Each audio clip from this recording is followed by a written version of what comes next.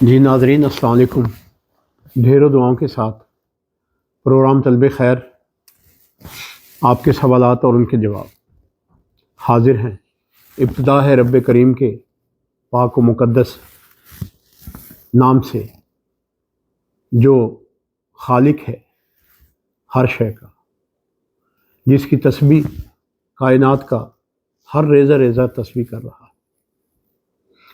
پچھلی ایپیسوڈ میں حمد اور تسبیح کا فرق آپ سے میں نے عرض کیا تھا کہ حمد کیا چیز ہے، تسبیح کیا چیز ہے۔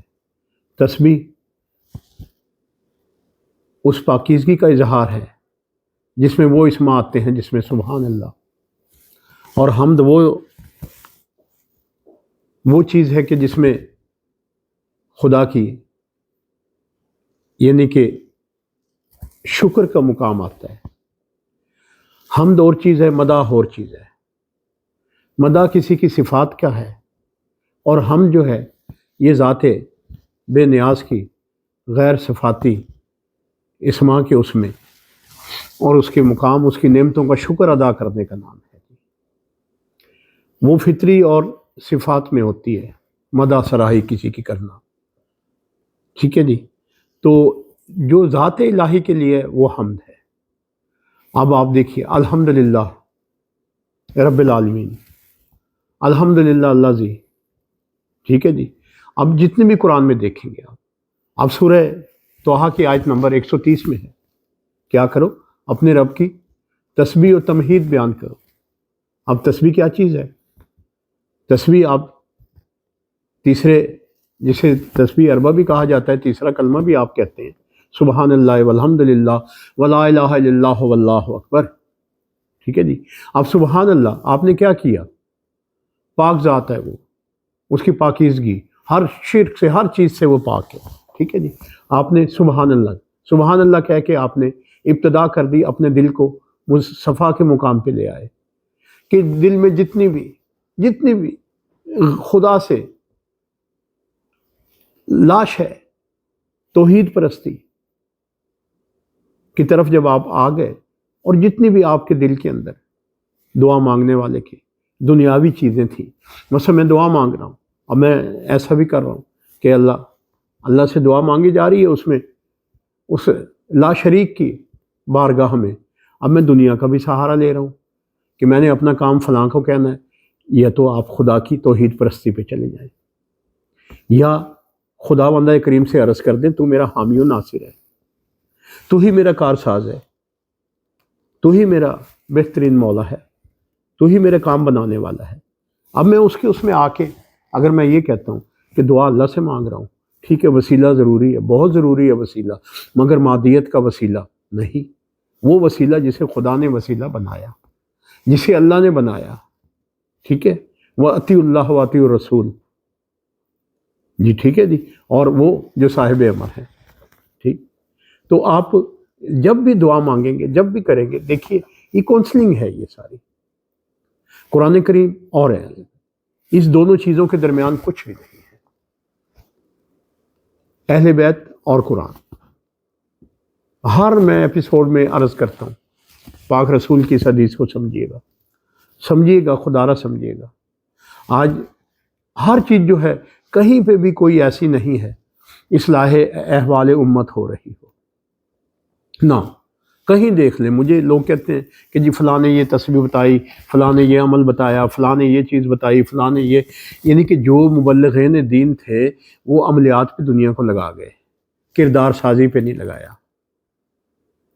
عملیات آپ کے کسی کام نہیں آ سکتے جب تک عجز و انکساری تزکیہ نفس نہیں ہوگا، جب تک آپ کو آداب دعا،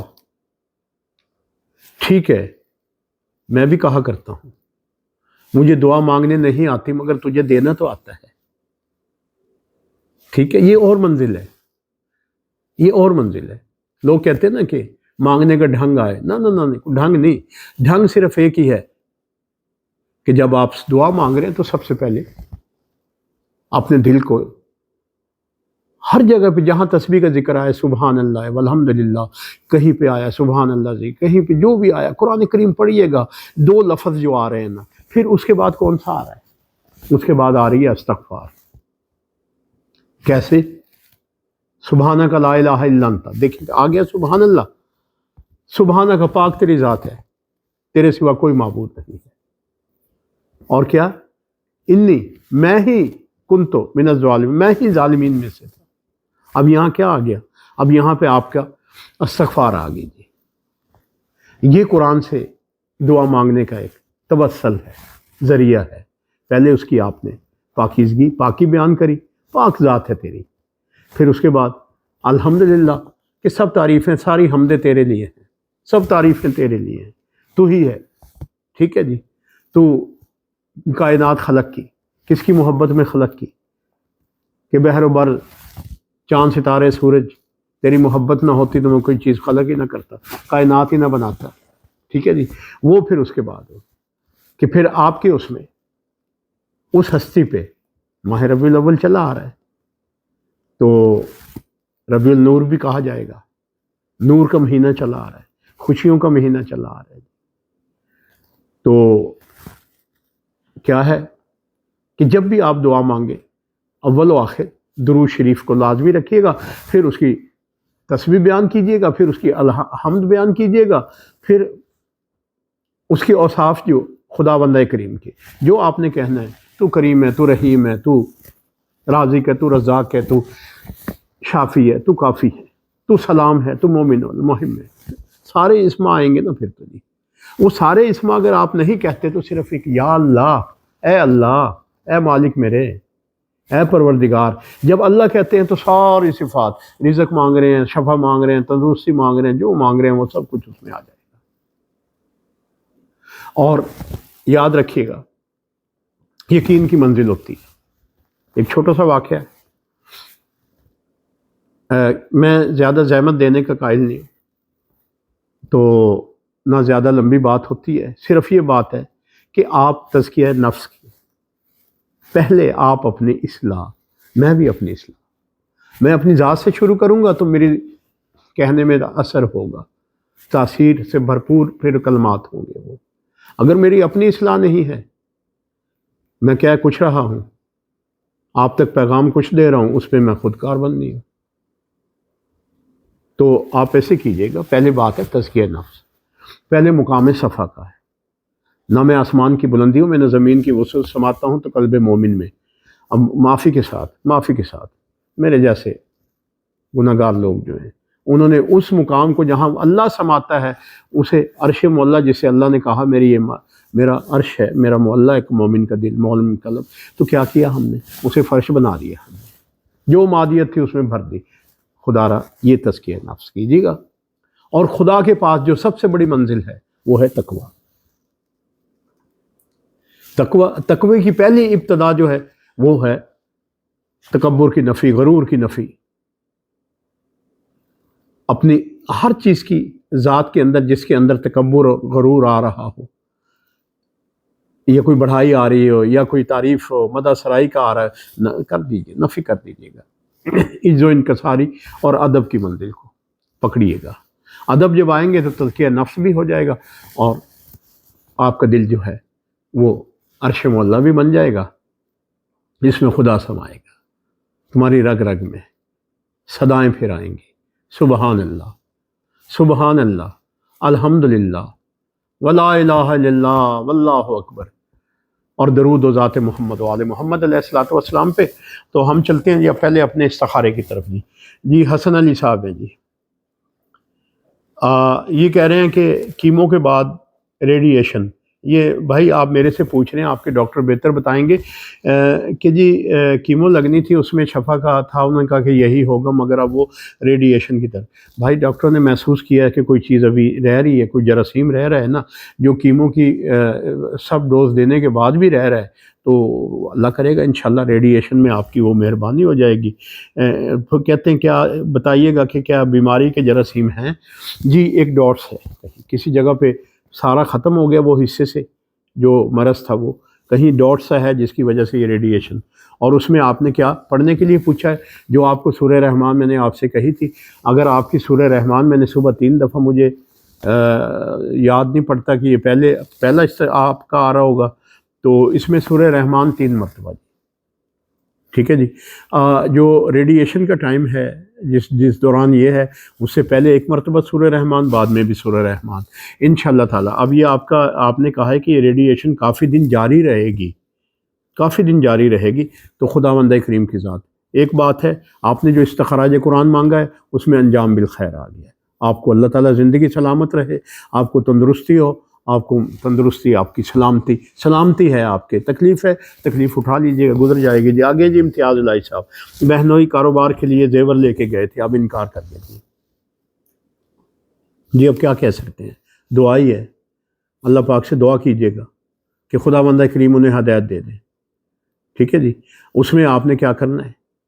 اس میں آپ نے سورہ فرقان کی پہلی 3 آیات کو اپنا ہر نماز کے بعد وظیفہ بنا کے ان کا نام لے کے اللہ پاک سے دعا کیجیے گا. خدا جو ہے پتھر دل کو بھی موم کر دیتا ہے. آگے ہیں جی ہمارے پاس احمد بخش صاحب، ٹانگوں کی رگوں کا پھولنا، کیا کہ دن میں نہیں ہوتا ہے، رات کو ہوتا ہے. جی احمد بخش صاحب، پہلے تو آپ اپنا کیا میڈیکل چیک اپ جو ہے، ڈاکٹر جو آپ وہ ٹیسٹ کچھ کروائے ہیں، کچھ ایسا ہے تو میری طرف سے جو استخراج قرآن میں وہ آپ کا یہ ہے کہ یہ جس وقت عمل ہو رہا ہو یا ٹانگوں کا اس کا، تو اس وقت آپ نے آہستہ آہستہ سرسوں کا یا کوئی بھی آئل لے کے نا جی وہ ملتے ہوئے جی آپ نے سورہ نمل کی 13 اور 14 نمبر آیت، سورہ نمل کی آیت نمبر 13، آیت نمبر 14 کو آپ نے ٹانگوں پہ ملنا ہے. انشاءاللہ یہ 1 ہفتے میں ٹھیک ہو جائے گا. ڈاکٹروں کی اگر بات کوئی ہے تو وہ علاج آپ رکھیے گا اپنا، یہ جو بھی ہے تو خداوند کریم صحیح ہو. مگر اس سے جو آپ نے وظیفہ پوچھا، جو آپ نے یہ عمل تو نہیں، قرآن سے جو آپ نے باعث برکت ایک چیز پوچھی ہے، وہ 13 اور 14 سورہ نمل آ رہی ہے. آگے ہیں جی محمد واسع، اولاد میں ہی ہے. جی واسع صاحب سورہ محمد، ذرا مجھے ایسے کیجیے گا کہ ایک لمبی مدت ہو گئی آپ کی، آپ نے کہا کہ اتنا عرصہ ہو گیا ہے، تو سورہ محمد آپ لیجئے گا. اور جب اگلی دفعہ آپ کا پیغام جب آئے گا تو اس میں جو واٹس ایپ پہ میسیج ہوگا اس میں ذرا اپنے جو ٹیسٹ ہیں وہ تو بتائیے گا. کسی ایک خاص چیز کی جو مقدار ہے وہ پوری نہیں ہو رہی، وہ جو کیا کہتے ہیں 35 ہے، سمجھ جائیں گے آپ. 35 ہے، یہ 60 یا 50 کے قریب ہونی چاہیے، اوپر جائے تو وہ 35 ہے جی. وہ دیکھیے گا جی. آگے ہیں علیمہ بی بی جی، یہ پوچھیں کہ بوتیک کا کام پہلے کیا تھا مگر چل نہ سکا. بی بی پہلے آپ نے محل وقوع اپنی جگہ تو بتا دیتے، آپ نے شہر کا نام نہیں لکھا، آپ نے 2 آیات بھیج دی ہیں. تو ہاں یہ آپ نے یہ کہ 7 ماہ ہو گئے ہیں جی. آپ ایسے کیجیے گا، 7 ماہ ہو گئے ہیں تو آپ نے جو آیات دی ہیں، آیات میں اس وقت ہمارے پاس جو فگر آ رہا ہے وہ آ رہا ہے 2026 کا اپریل. جی اپریل تک حوصلہ کیجیے گا، جڑے رہیے گا. صبح کے وقت آپ نے کیا کرنا ہے کہ صبح کو آپ نے سورہ مائدہ کی تلاوت کرنی ہے. جہاں آپ کی یہ شاپ ہے یا بوتیک سینٹر ہے، جو بھی ہے، جو بھی چیز ہے، اور یہ دیکھ لیجئے کہ آپ محل وقوع ہے، وہ محل وقوع کو ضرور دیکھیے گا جی. روزی تو اللہ نے دینی ہے جہاں آپ بیٹھیں گے. جو آپ کہہ رہے ہیں کہ کام چل نہ سکا، تو اس کے لیے آپ نے سورہ مائدہ وہاں اور دیکھیے گا کہ صفائی کا، اور جو کچھ چیزیں ہوتی ہیں نا وہ بیسک چیزوں کو پورے کیجیے گا، کام چلے گا انشاءاللہ آپ کا. اور اپریل 2026 جی. آگے جی رحمان مظہر، کمبوڈیا آیا تھا جاب کے، اس میں کال آئی تھی اور جاب ملی کال سینٹر میں. آگے جب پہنچا تو فراڈ ہو گیا، پیسے بھی بہت زیادہ دیے تھے. اب یہ ہے کہ وہ پاسپورٹ ان کے وہ نہیں دے رہے جی. آپ سورہ یاسین آیت نمبر 65-66 آپ تلاوت رکھیے گا. خداوند کریم سے دعا کیجیے گا، پردیس میں اللہ مدد کرے گا. آپ کو پاسپورٹ جو ہے وہ 1 ماہ کے اندر اندر ملے گا انشاءاللہ تعالی. پھر آپ وہیں کچھ کوشش کیجیے گا تو اللہ نیک سبب پیدا کرے گا. پہلے سوچ لیا کیجئے، دیکھ لیجئے کیجئے، آج کل بہت احتیاط کرنا، ہم بہت مشکل ادوار سے گزر رہے ہیں، یہ جو دور گزر رہا ہے نا، یہ بہت مشکل دور گزر رہا ہے۔ وہ ہے نا کہ اعتماد کرنا اچھی بات ہے، نا اعتماد کرنا اس سے بھی اچھی بڑی بات ہے، ٹھیک ہے جی، اعتماد کریں، مگر یہ آگے یہ حدیث ہے کہ نا اعتماد کرنا اس سے بھی اچھی بڑی بات ہے، ٹھیک ہے جی۔ تو آپ بس یہ ہے کہ ظاہر ہے ضرورت مند دیوانہ ہوتا ہے، اور جھوٹا شخص ہی شریف آدمی کو ڈسٹرب کرتا ہے، وہ دکھا دکھو کے بندوں کو لالچ تو نہیں کہوں گا، جاب کا یہ وہ کوشش کی انہیں تمنا ہوتی ہے کہ کوئی نہ کوئی روزی بن جائے، وہ اس جال میں جھوٹے کے پھنس جاتے ہیں، جھوٹے نے کہانیاں سنانی ہوتی ہیں۔ اللہ تعالیٰ ہدایت دے دے، بڑے مشکل دور سے گزرے ہیں، مگر یہ کہ ذرا دیکھ کے۔ اور آپ نے سورہ یاسین آیت نمبر 65-66 جی طاہرہ بی بی، دمے کی مریضہ ہوں، صرف قرآن سے آیت کوئی بتا دیجیے جی۔ سورہ شعراء کی آیت نمبر 80 نمبر آیت جو ہے، وہ جب اس وقت آپ فیل کریں کہ اس کا سانس ہو رہا ہے، یہ سانس بگڑ رہا ہے، یہ کوئی بات ہے، تو اس وقت اس آیات کو نہ جی آپ پڑھنا شروع کر دیجیے گا، اور لمبے لمبے سانس لیجیے گا، انشاءاللہ تعالیٰ یہ کیفیت جو ہے، اس میں اللہ تعالیٰ کی کلام جو ہے، کلام الہی اپنا معجزہ دکھائے گا، اظہار ہوگا جی۔ اللہ آپ کو سلامت رکھے۔ 28 سفر کی رات ہے، تو بس میری دعائیں آپ کے ساتھ ہیں۔ خداوند کریم اس ملک پاکستان کے لیے، ہمارے ملک کے لیے، تو خداوند کریم کا سایہ سلامت رہے جی، رب ذوالجلال والاکرام کا سایہ سلامت رہے جی، اور ملک ہماری کے حقائق کو دیکھیے گا، حقائق کو دیکھیے گا کہ ساری دنیا اب پاکستان کی طرف رخ کر رہی ہے جی۔ آج بھی کون کون آئے ہوئے ہیں اس ملک میں، یہ سب ترقی کے اسباب ہے۔ سلامت رہے یہ حکومت، سلامت رہیں وہ ہاتھ جو اس ملک کو بنانے کی کوشش کر رہے ہیں۔ تو بک سے کام نہ لیجیے گا، حقائق کو دیکھیے گا۔ اور آج کا پروگرام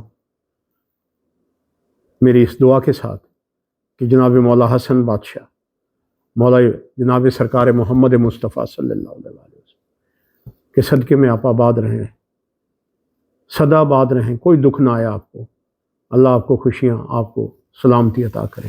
وسلام دعا گو۔